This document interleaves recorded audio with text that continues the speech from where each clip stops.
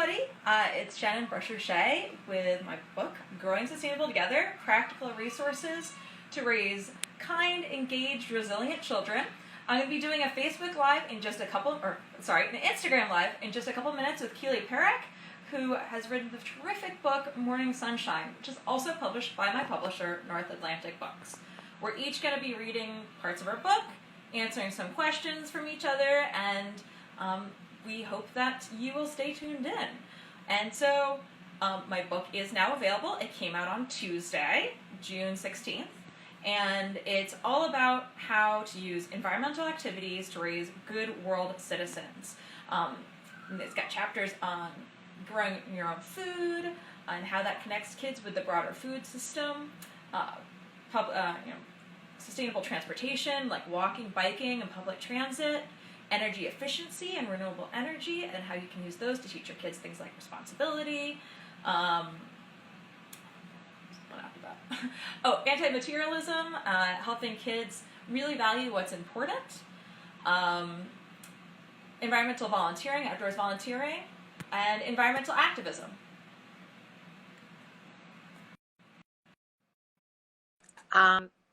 Keely we're waiting for Keely. Okay, great. So she's just connecting right now. So she'll be on. Keely has joined us. Hi. Hey, Kelly. Hi. So do you want me to read first then? Yeah, that would be great. Okay, great.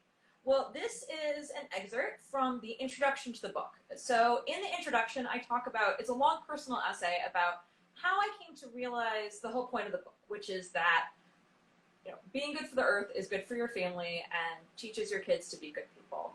And I talk about how trying to be everything was exhausting me. And so that's leading up to this.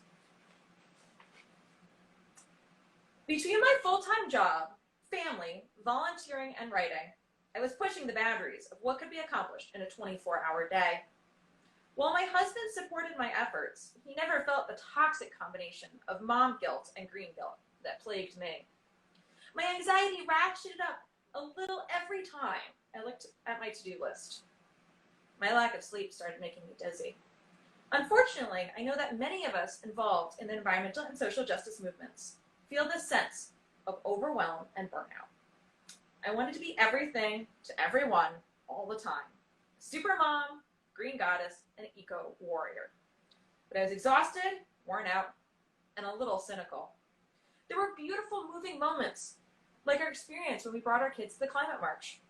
But too much of the time, I was overwhelmed and under-resourced. No one, including my husband, could provide the extra time and sleep I wanted so badly. Instead of being a world changer, I was becoming an eco-grump. Frustrated with my situation, I talked to a number of other parents trying to live more sustainably. I asked them all the same question. What conflict do you face between being green and raising your kids? And almost all of them had the same answer. Nothing. Absolutely nothing. This answer baffled me. No one else found themselves torn like I was? I wrestled with this for months. What were they doing right that I wasn't? One day, as I read a parenting book, it hit me. I closed the book and blinked. Those other parents were right. As I've talked to more experts, I read more studies since then, I've realized it wasn't just them. While there are conflicts between having kids and being sustainable, they aren't all that different from the conflicts anyone in America or even other industrialized countries faces. Food, transportation, energy usage, they're all issues we struggle with, no matter if we have kids or not. As for the effects on my kids, despite the little guilt-tripping voice in the back of my head, I realized green living was good for them all along. They were learning to see beyond their little piece of the world. They were coming to appreciate how their actions impact other people. Getting them outside calmed their minds and squirmy bodies. Biking gave them a sense of independence. Saving energy helped them develop responsibility.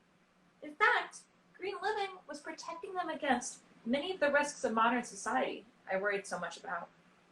My light bulb moment was realizing that my priorities of living green and teaching my kids to be kind, engaged, and resilient weren't in conflict at all.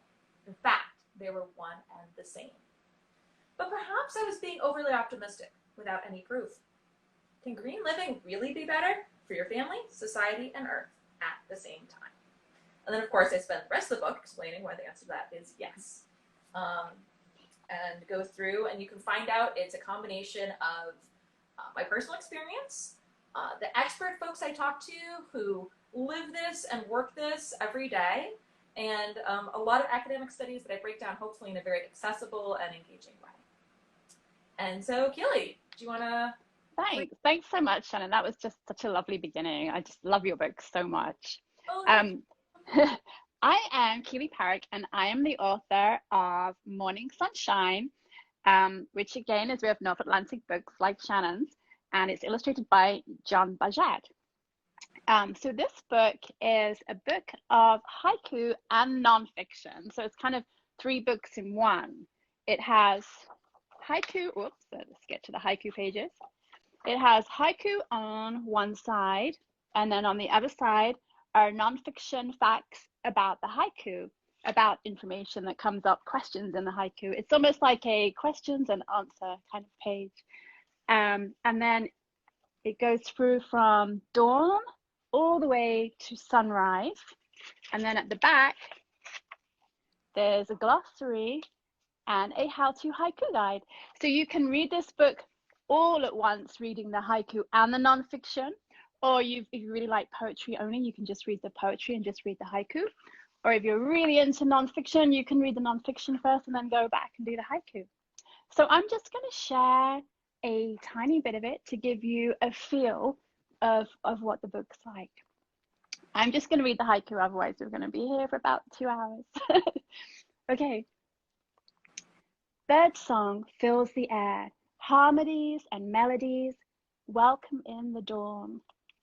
You can see how dark it is. This is just before we all wake up. Startled moths flutter, searching for safe places to rest before sunrise.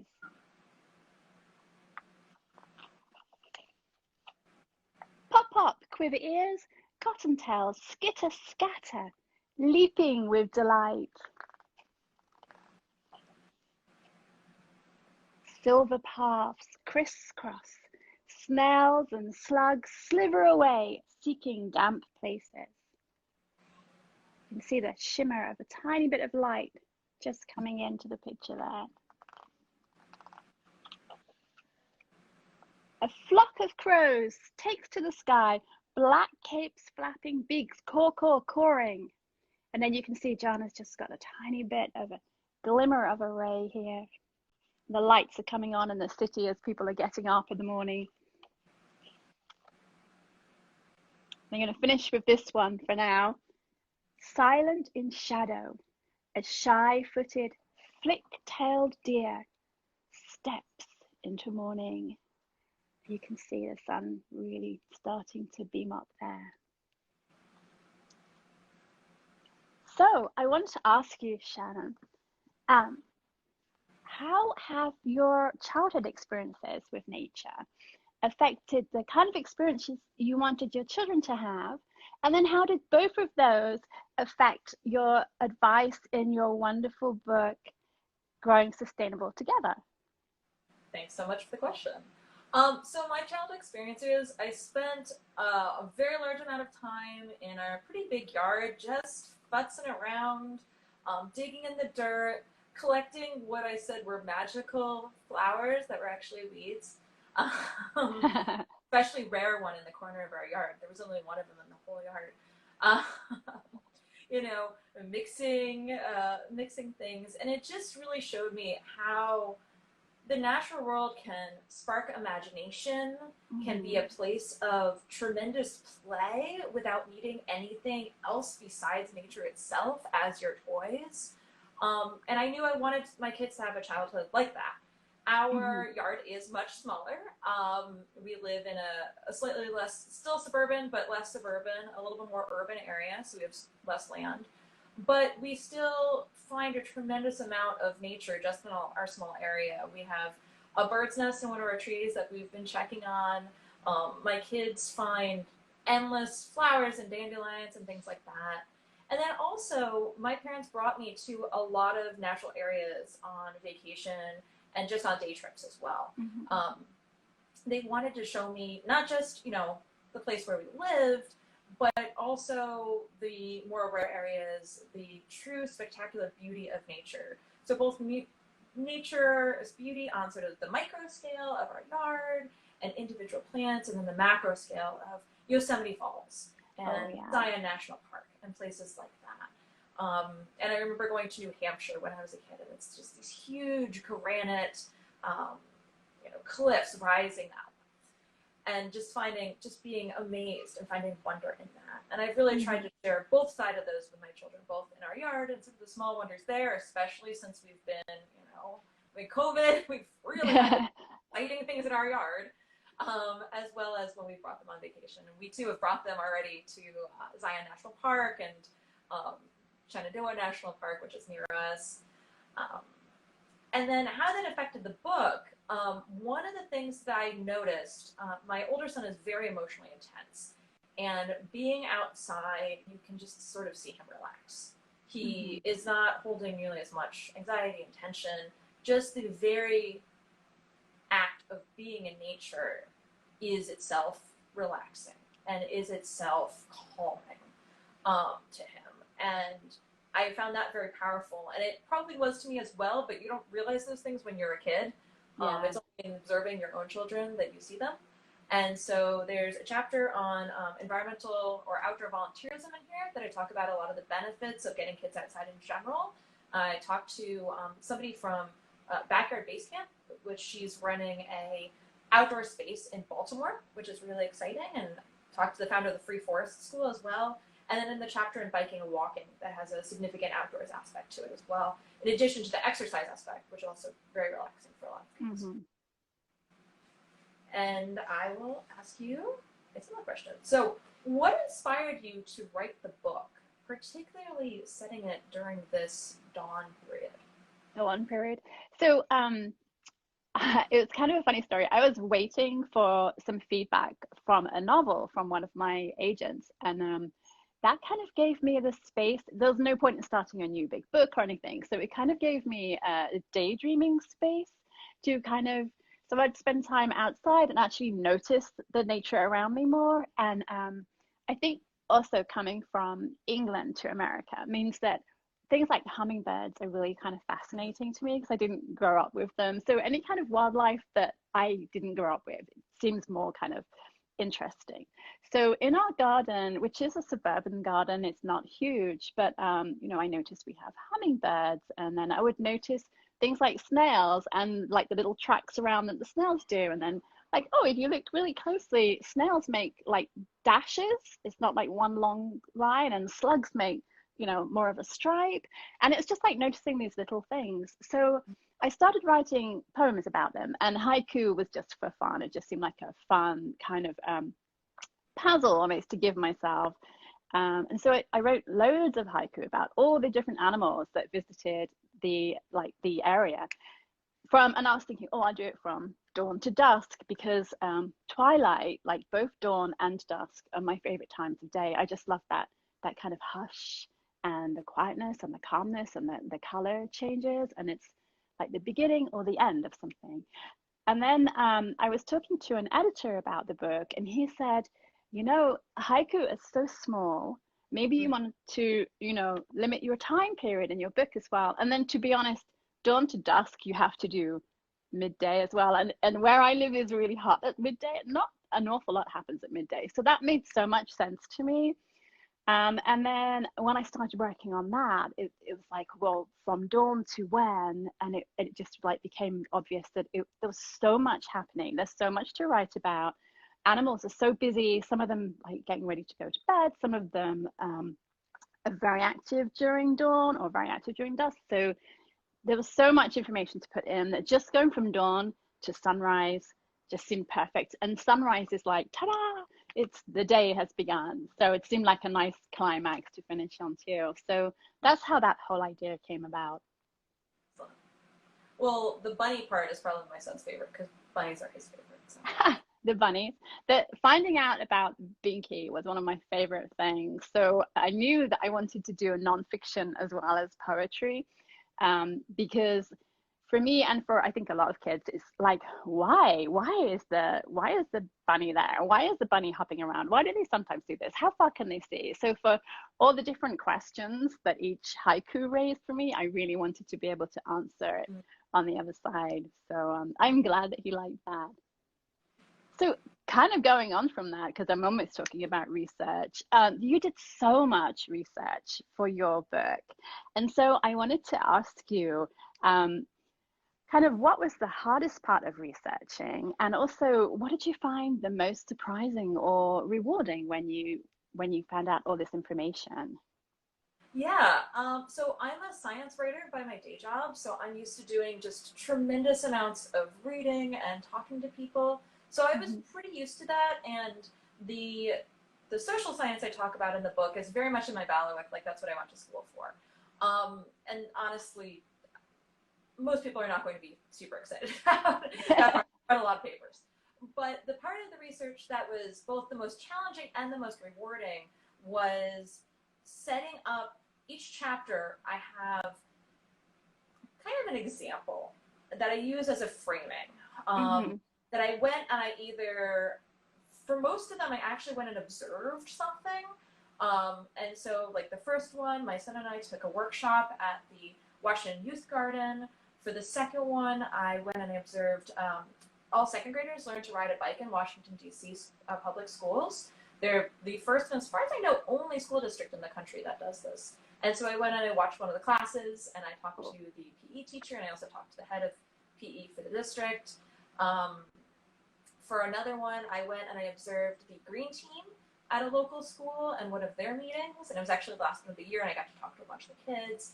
I went to a Boy Scout event where they were pulling invasive plants. I went to a big rally that Mom's Queen Air Force does that's called the Climate Plan for the Climate. And those are both sort of just very logistically complicated because many of them were at schools and it was getting really close to the end of the school year. So I had to convince people to take this time out of their day at the end of the school where they're all really busy and make space for me. And people were very understanding. Sometimes it took many emails back and forth to work out the logistics or to find the right person. Some of the things I wanted to do originally, I wasn't able to because people didn't get back to me. But I was able to do all of them in the end. And I think they really provide so much color and life to the book that my personal experience alone or quotes from interviews wouldn't be able to. And so it was rewarding to see, especially the kids who are involved in these things, sort of just in action, growing and learning and experiencing the things that I was describing in this book. So it certainly comes through in the book. It's just really fascinating read for the first-hand experiences, you know, with all the experts. It's really amazing. Yeah. Now you mentioned, kind of going to the question that you had asked me earlier, you had mentioned that, you know, you grew up in England and that in nature are very different there. Can you talk about how nature in your childhood was like and how that sparked your interest as an adult? Yeah, sure. So we lived in the suburbs, well, pretty urban suburbs. We had a really small garden, and the main thing I remember about the garden, which is not really nature related, is accidentally stabbing a garden fork through my toe. So that's kind of traumatic. But the really lovely thing was that my grandparents managed a dairy farm in the middle of Sussex. So every summer I would spend summer on the farm with my cousins, and we would just basically run wild, like it's like out of the day, off you go at 9, and we would just go like running through the Tudor barns and seeing calves being born and going to the lake and just really immersing ourselves in nature. And I think that gave the freedom to see nature as something wonderful that you could explore, that was kind of magical and not at all scary, which I think is quite a big thing. And then I was really lucky when I was 9 to when I was 11, we moved to DC, where it's very close to where you live. And as a child coming to a complete different country, that was pretty amazing. Like to go to the Blue Ridge Mountains and Oh like yeah. see a bear. Ha! You know, they're real. And we traveled a lot. So we went down to Florida and saw alligators and manatees and, you know, Texas with armadillos and snakes and turtles crossing the road. So all of that was like being on this fantastic kind of nature adventure. Mm-hmm. Um, and the other thing I was thinking about is my dad is really big on walking, like in Mm. forests and things. So when I was a kid growing up in England, we spent a lot of Sundays kind of roaming through forests. I realized afterwards, I'm not sure that we took public paths through these forests. I think it may have been private property, but it was very beautiful. And so that also gave me a big appreciation for nature. And then coming here, you know, as I was saying, the nature is so different, and it's just really a beautiful thing to see. And especially in these COVID lockdown times, I think a lot of people have got like a renewed sense of how important nature is in their lives, and lots of people are getting out and walking. So I'm wearing my fox shirt today, but one of the really lovely things is there's a fox poem, there's a fox haiku in here, and I remember talking to my editor about it, and she was saying, but us, are there that many foxes in like the suburbs? And I'm like, well, there are in London. And then about 4 months ago, when I was going on my regular walks, I found some foxes that have moved into the area. So, you know, I love discovering things like that. And I think for children too, it's a way of really getting involved in the world around them and understanding how to care and have empathy and seeing things as really amazing that are around them. And I think it gives a lot of hope as well. And then the sustainability, you know, Yeah, all absolutely. leads into it. Well, you're talking about foxes. We totally saw a fox at our local nature center today. It was running right behind Oh, us. cool. So, Uh-huh. um, and the as I first mentioned, the major thing that I talked about as a child, the reason why I was invested in environmental issues is because I visited the manatees at Homosassa Springs State Park in Florida, Oh, yeah. and they are endangered, and then that led to becoming an environmental activist. So I've considered myself. I was in about third grade. Um, so in terms of, so what are you working on next? So I worked on, 'cause honestly, there were so many animals that I wanted to include in this book, and I couldn't. And there's just so much I wanted to write about that I wrote another book, like a bookend to this book. So this is Morning Sunshine. I wrote another one that goes from dusk to nighttime, which is not exactly a nighttime book because some of the animals are out, but it's about what all the animals are doing at that time of the day. And I also write young adult novels. So I'm working on a young adult novel actually set on the Sussex coast right now. What are you working on? Mainly just promoting my book. um, and I'm trying to get a little bit more back into activism. I Mhm, volunteer with my local bike group, and I'm especially going to be trying to talk to them about how we do a better job of addressing like racial justice in bicycling, mhm, mhm, because there are really big differences in the type of infrastructure and the level of safety, depending on mhm. what neighborhood you're in, for biking and walking. And I think in our area, that's a little less of a difference than in some others, but there's definitely still ones. And it's the people, you know, in lower income neighborhoods are also less likely to, or will be, or less likely to have two cars and be more likely to rely on biking, walking, public Mhm, transit. mhm. But then also there's sort of the over policing issue. So talking to them about Yeah. how do we incorporate all of this into our thinking and look at it through that lens.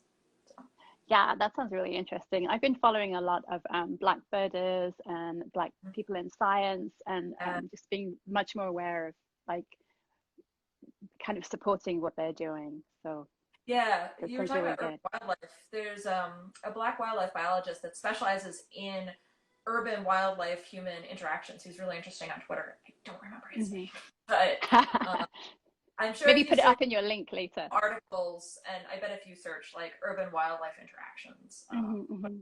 this will probably come up. Yeah.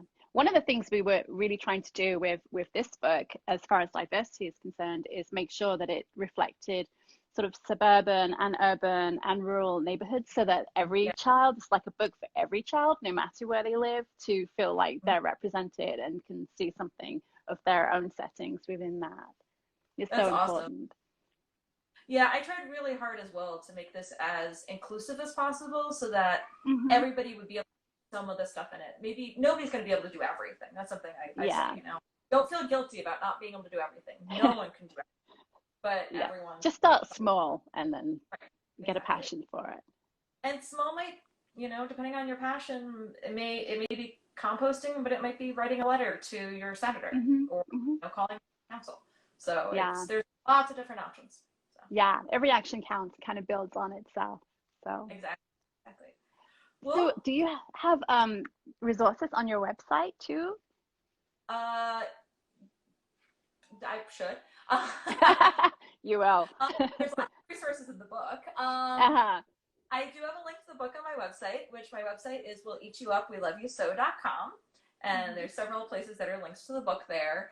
That is an excellent idea, and I should put resources on the website.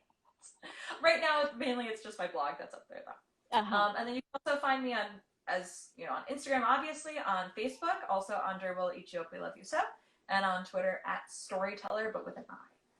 Ah, I will be And going over that. You can, on my website, keelyparrack.com, very original, you can find PDFs of a notebook, so you can make your own nature notebook and write your little nature notes when you go for a walk, and then maybe make a haiku. And you know, because of COVID and everyone was bored and all the kids are bored at home and so not much to do, so I made some fun sheets of how to make a spider, which is this spider, these kind of spiders, out of paper bag handles. It's just stuff you can find at home. And how to make a snail. You can make the snails out of paper bag handles. I have like a whole legion of snails. You could decorate them and make them in different personalities. And I have YouTube how to, because I know some people like to be able to see it written down and some people like to watch it. And like you, I am in development of some parent and teacher guides to go with the book, with ideas of what you can do. Yeah. Well, at the back of the book, it does have a whole appendix about how to work with your school to be green. And then each chapter has an activity. They're a little less. They're very hands-on, but a little less crafty maybe than yours. I'm not the most person in the world. But well, that sounds wonderful. Okay. Well, thank you so much. It was lovely talking to you. Let's like put our books up one more time. Thank you so much for inviting me onto this. You're welcome, and thank you. And here's the book again. Yeah, and thank you so much for dropping in and listening. And have a great day. Bye. Bye.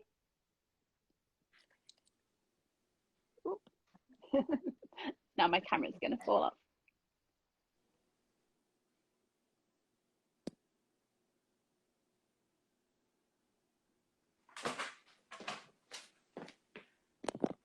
End. Yes, and down.